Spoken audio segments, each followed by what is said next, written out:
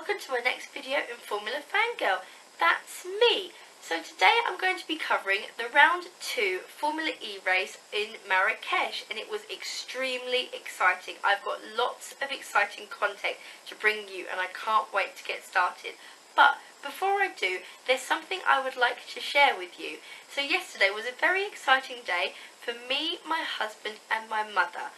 We are all very big Formula 1 fans, and we did something to show our support for our favourite teams and people in Formula 1. So I would like to bring you on the journey of what we did yesterday to show our support in Formula 1. So come along and find out what we got up to.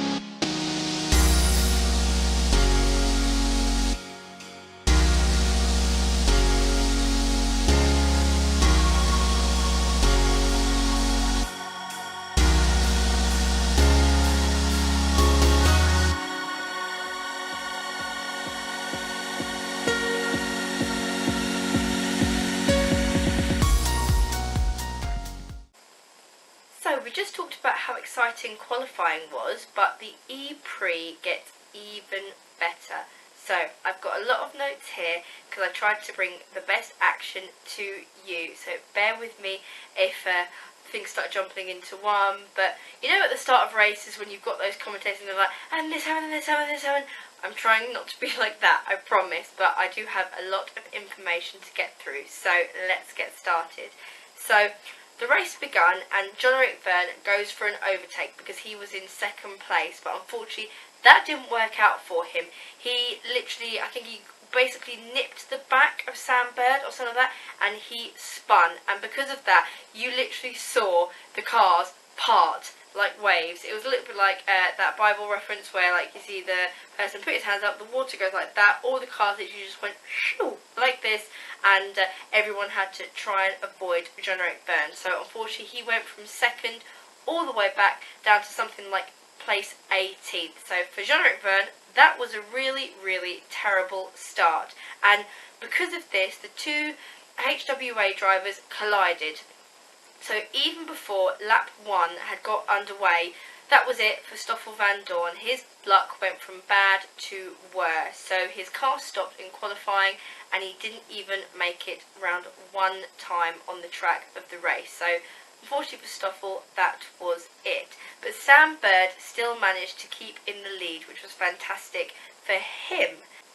And Alexander Sims was second. So for quite a while in the race, we had a British 1-2 for the race. So that was really good to see, especially for us Brits. Near the beginning of the race, Sebastian Buemi did a really good pass on Mitch Evans. That was really good to see. He just went flying around him, so that was fantastic. So after that spin from John Eric Byrne and people trying to avoid him, Lucas di Grassi unfortunately hit into the back of Pascal Wehrlein, which also meant for his 2019 Formula E debut, that was it for him. We saw him go back to the pits and have a bit of an outburst of anger where he broke some wiring in his garage, which probably isn't the best thing to do when it's your first debut for Formula E, but who could blame him? He was trying to put in such good laps, and obviously he finished that fantastic 7th in qualifying, so he was this close from being in the Super Pole. Things just didn't go his way, so already we had Stoffel Vandoorne and Pascal Wehrlein out of the race. Then Antonio Felix da Costa managed to overtake Alexander Sims to take second at 39 minutes remaining of the race, so that was really good to see from Antonio Felix da Costa. So there was double disaster for the HWA team, as well as Stoffel retiring. Gary Paffett stopped as well due to the damage that he sustained when they both collided on that turn 1. So we then saw Gary Paffett, Stoffel Vandoorne and Pascal Wehrlein out of the race, which meant a yellow flag at turn 5 with 38 minutes remaining as they had to retrieve the car off the track. Whilst all of this was going on, John Eric Byrne was doing really well. Even though we didn't see much fighting spirit for him in qualifying, obviously due to his slide, all he was probably thinking in his car was, I have to get near the top. And we saw him climbing and climbing and climbing, and he was doing really good overtakes during this race. So well done, Jean. That was very good to see from you. Maximilian Günther was the first one to use attack mode in the race. Attack mode is where they have to go through those designated points, and in this race it was at turn 3. They go off the racing line, over the attack mode, make sure they get those designated points, and it gives them an extra 25 kilowatts of power. And Maximilian Günther was the first one to take full advantage of that. They only get to use attack mode twice in the race, so it's really crucial where you choose to use that attack mode. And do you use it because you're near the back just so that you can try and get higher, or do you see if you're near the front who's going to be close behind you, and then you can take attack mode and see if you can get ahead of certain people. So the drivers really have to think strategically where they're going to use this attack mode. We saw some real fight from Antonio Felix da Costa a few moments throughout the race because he was really trying to take first. He had a few little looks, itching his nose out. Is he going to overtake Sam Bird? But unfortunately it wasn't meant to be. We saw some real spirit from him, so that was really good. If you're a big fan of motor racing, all we ever want to see is close driving, where it's literally nail biting, whether there's a group of 2, group of 3, but this group of 4 at the top with the Envision Racing team and the BMW team, it was sensational just to see which one of them was going to get ahead of the other. They were literally going around as if they were stuck together like magnets. It was electrifying, it really was. Then Antonio Felix da Costa had another look with 31 minutes remaining, and he did it. He managed to overtake Sam Bird, and he pushed so close that Sam actually had to go off the into the runoff area, and then had to give the place back to Antonio because he probably was going to try and keep his first place, but no, he was very sportsmanlike. You saw him letting Antonio pass, and there he was. Antonio was in first, so that was fantastic to see from Antonio Felix da Costa. Then, while Antonio and Sam were having this little tete-a-tete over there, Alexander Sims, goes, you know what, I'm going to go around the outside of both of you, and he took second place. Fair play to Alexander Sims. That was a really fantastic move. And of course, that meant that the BMW team was now 1-2 in the race. So that was very exciting for that team. So well done to them. And then Robin Frins overtook his teammate Sam Bird. Not sure if that was team order, so that was Robin giving some fighting spirit. But we then had the two BMWs in front and the two Envision Racing teams closely following behind them. And Jerome D'Ambrosio was doing really well, overtaking cars left, right and centre. There was cars that had been on attack mode, but Jerome was doing it without the use of the extra power. He was just giving everything he got, and he managed to do some blinding overtakes. So Jerome, well done to you. He was doing so well that he got right near the back of Sam Bird. Now Sam had literally just been overtaken by both the BMWs and his teammates, so I really don't think he wanted anyone else to get past him. Jerome did come really close, but Sam was having none of it, and you saw some real fighting from those two, so that was really fantastic to see. But a little bit later on, with 22 minutes remaining of the race, there we have it. Jerome made the overtake, and again, Sam Bird was falling further behind, so that you probably could put that down to something to do with the diffuser, so he wasn't getting much downforce on the car, but these guys were really giving it everything they got, so it was amazing to see. After all that was going up top, we saw Jean-Eric Vergne climbing the pack again, and he passed his teammate Andre Lotterer with 18 minutes remaining in the race. And then later on in the race, we saw some great fights for certain positions. So fighting for third place, we had Lucas di Grassi, Sam Bird and Robin Frins, and they were literally going wheel to wheel, passing each other, trying to get back in front. It was amazing. And then the fight for 7th place, a bit further down the pack, was also really exciting between Andre Lotterer, Lopez and Sebastian Buemi. It was amazing. So due to the fact that the Envision Racing team had started very well, really close to the top, and then fallen behind due to drivers using attack mode to overtake them or just giving some fighting spirit, they decided to use attack mode right at the best moment, and they both overtook Lucas di Grassi to put them right back in all the action. So that was really good to see, that strategic move from the Envision Racing team, so well done to them. And then shortly after, Jerome D'Ambrosio thought, oh, those guys are going to take attack mode, maybe I should too, and he followed suit and he took attack mode in third to try and keep both Envision Racing boys behind him. But that wasn't to be, because Jean-Eric Vergne had managed to get himself really high up into the pack, and he overtook Lucas di Grassi without the need for attack mode. Now this is Jean-Eric Vergne showing obviously his old skills, so he's like, this attack mode, I don't need that, and he was able to overtake him without that extra boost of power, so well done to Jean. So as all this was happening further down the pack, we then started to concentrate on the top two of Alexander Sims and Antonio Felix da Costa to see what was going to be happening, because the race was coming near to a close. So were we going to see a 1-2 for the BMW team? No, we were not. For some strange, outrageous reason, Alexander Sims wanted to see if he could overtake his teammate. Obviously, we've seen in other races, if you see a gap and you want to take it, you go for it, but you don't take out your teammate, and you don't take out your teammate, especially if he's top of the championship at the moment, which Antonio Felix da Costa was. So Alexander Sims ran the outside, had a lock-up, and at the same time Antonio Felix da Costa also had a lock-up, which saw Antonio go into the wall, and which meant that drivers were going past. Alexander Sims did manage to get his car back onto the track, but he had fallen further behind. And you saw such a dejected Antonio Felix da Costa. He jumped out the car, he handled the steering wheel rather aggressively, and you just saw him standing there watching the cars drive past thinking, I still want to be out there because I think I would have done it. I think this race was mine. And with what we were seeing in the race, it was looking that way. So don't really know who was at fault. Alexander Sims should or should have not taken that leap.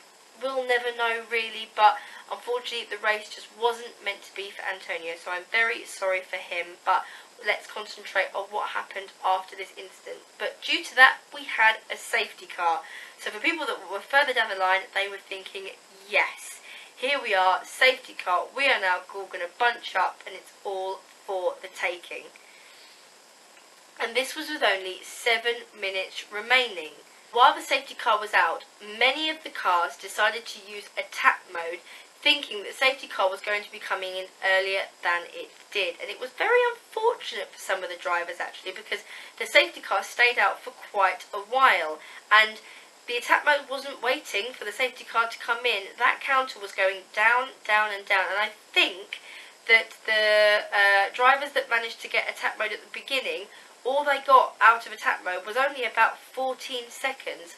Attack mode lasts for 4 minutes. You see the chevrons next to their name on the graphics of the television, and it's for each minute that they use the attack mode. And while the safety car was out, I was literally thinking, oh my goodness, this attack mode is going to be so wasted. There was only a couple of drivers that used the attack mode near the end of the safety car run that really got the full use out of the attack mode. But luckily, with literally 1 lap remaining on that last flying lap, the safety car came in and we were able to see the drivers go full force to see what was going to happen near the end of this race. After all that hoo-ha with his teammate, Alexander Sims had dropped down to 4th, and he tried so hard to get in front of Sam Bird, who at this time was 3rd. You saw his nose coming out, having looks. There was a moment where you thought, oh, has he done it? But unfortunately, it wasn't meant to be for BMW. They looked so strong throughout the whole weekend, and last it came crashing down, and it just wasn't meant to be. But the top finishers were Jerome D'Ambrosio, Robin Frins and Sam Bird. So well done to Jerome D'Ambrosio with the Mahindra racing team, and Envision racing team with Robin Frins and Sam Bird to get that 1st, 2nd and 3rd. If you watched the race, you'll know what I mean when you saw the garage from Mahindra and they were just literally going wild. You saw Jerome shouting over the radio, I love Mahindra, this is fantastic. So to see this team come out on top was amazing. I was lucky enough to see Jerome's car at the Autosport Awards, and to see it win the race in Marrakesh was just really good. I actually thoroughly enjoyed to see all this fight, but you could see so much happen. I literally had pages written down here of all what happened, and it was just fantastic to see this spirit, because I know that a lot of us must watch other forms of racing and sometimes you think, oh, that wasn't a great race, but Formula E really gives us that real buzz. So I cannot wait to see what all the other rounds have in store for us. But that was round 2 of Formula E in Marrakesh. Wasn't it just fantastic? If you really want to see the race, you'll have to go online. I know in the UK they have it on BBC iPlayer, so you can catch up with all the action there. And they also have action for you to watch on the Formula E YouTube page. And if you want to watch it live when the race is on, this time YouTube did free practice and qualifying and Superpole, and then we had to switch to BBC to watch the actual E-Prix. But that was fantastic. I thoroughly enjoyed watching this E-Prix and bringing the action to all of you. What did you think of the Formula E race? Is there anything else you'd like me to cover when I talk about Formula E? If there is, let me know in the comments below. If you like this video, give it a thumbs up and please subscribe. That would be amazing. I'm Georgina, your Formula Fangirl, and I'll see you for our next video. Bye!